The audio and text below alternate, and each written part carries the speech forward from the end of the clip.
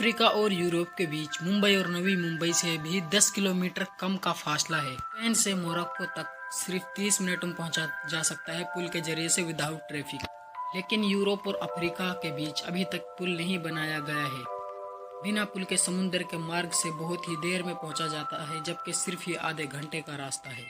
Spain से Morocco कुछ इस तरह से दिखता है जैसे कि यह स्पेन है जहां पर यह लोग खड़े हैं, और वह दूसरी जो पहाड़ दिख रहा है वह मोरक्को है। फिर क्या राज है इसके पीछे? सिर्फ 13 किलोमीटर के फासले पे यह लोग पुल नहीं बना पाए, जबकि चीन ने तो हांगकांग जोहाई मकाजू ब्रिज सिर्फ 9 साल में बनाकर खड़ा कर दिया था। अगर बात करें हम टनल्स की तो 57 किलोमीटर लंबा यह चैनल टनल सिर्फ 6 साल में बनाकर खड़ा कर दिया गया था, यूएसए से फ्रांस तक। तो आइए जानते हैं इसके बीच में आखिर क्या राज है, इसके ना बनने के आखिर क्या कारण हो। साल 1920 एक जर्मन आर्टिस्ट हरमन ने एक प्लान किया। उसके विचार ये थे कि मध्य सागर को खाली करके उसमें डैम बनाए जाएं कई जगह पर। उन डैमों में लॉक्स का सिस्टम दिया जाए। वह लोग कुछ इस तरह के होंगे। अगर शिप आए तो स्टेप बाय स्टेप पंप की मदद से पानी को लेवल कर कर शिप को इजीली निकाला जा सके। यह हरमन का प्लान था। यह डैम पहला डैम नहीं था जिसके लिए यह योजना बनाई गई थी, यह और भी कई डैमों के लिए बनाई गई। 1957 में हरमन की मौत के साथ ही यह प्लान उसके साथ ही दफन हो गया। हर साल 1 लाख से ज्यादा शिप इसके दरमियान से गुजरते हैं। अलग अलग तरह के पदार्थ को लेकर शिप्स यहाँ से गुजरते हैं, जैसे कि तेल, पेट्रोल, डीजल वगैरह वगैरह। ये सब चीजें अलग अलग देशों में शिप लेकर जाती है, जैसे कि तुर्की, लीबिया, इजिप्ट, ग्रीक और इटली जैसों में इसका। 1991 में मोरक्को और स्पेन के समझौते के तहत एक रिसर्च के लिए एक जहाज को भेजा गया, जिसे कि 5 मीटर गहराई से पत्थरों को लाना था ताकि उन पर रिसर्च कर सके। लेकिन यह प्लान फेल हो गया। 1992 में भेजे गए जहाज की ड्रिलिंग टूट गई और यह मिशन भी फेल हो गया। ऐसे कई मिशन किए गए जो फेल हो गए। इसका कारण है स्ट्रेट ऑफ गिब्राल्टर की लोकेशन। यह लोकेशन एक ऐसी जगह पर है जहां ठंडा और गर्म पानी मिलते हैं।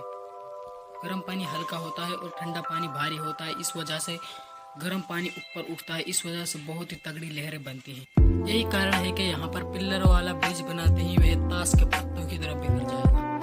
यूगन तुसाई अमेरिकन आर्किटेक्चर, यह सब बिना किसी को बताए ही प्लान कर रहा था इस पुल को बनाने के लिए। जब सब लोग टनल और पिलर्स के ब्रिज के बारे में सोच रहे थे तो इसके मन में कुछ और ही चल रहा था। जमीन के दोनों साइड से ब्रिज पानी के नीचे और बीच में मानो कि एक आर्टिफिशियल आइलैंड की तरह, यानी कि ब्रिज पानी के नीचे से होता हुआ एक आर्टिफिशियल आइलैंड पर निकलता है, एक तैरता हुआ आइलैंड पर विदाउट पिलर। यहाँ पर metro and 3 store buildings and movie theatres and malls, यहाँ पर ये हर प्रकार सुविधा उपलब्ध थी जो होनी चाहिए। ऐसा ब्रिज जो पानी के ऊपर आसानी से रह सके और भारी भरकम लहरों को भी आसानी से झेल सके। उस ब्रिज के दोनों साइड के पिलर से भी जोड़ दिया जाए ताकि उसे और आसानी हो सके पानी की सतह पर ठहरने। अब यहाँ पर कई बातें सामने आई कि जिनमें से ब्रिज को बनाना नामुमकिन है। इसमें से एक, वहाँ पर 900 मीटर सी लेवल था और फिर एक्स्ट्रा 70 मीटर भी बनाना था शिप के लिए।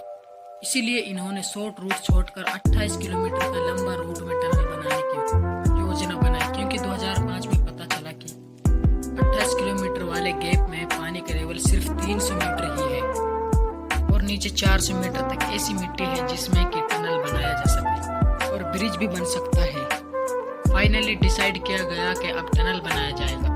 इसमें 3 सुरंगें होंगी, बीच वाली कुछ भी सामान को रिपेयर वगैरह करवाने के लिए भेजने के लिए, बाकी 2 टनल को एक देश से दूसरे देश में जाने के लिए बनाया जाएगा। इससे दोनों देशों के लिए काफी फायदा है। लेकिन फिर 2008 में स्पेन ने मोरक्को के पुराने जख्मों को कुरेद दिया।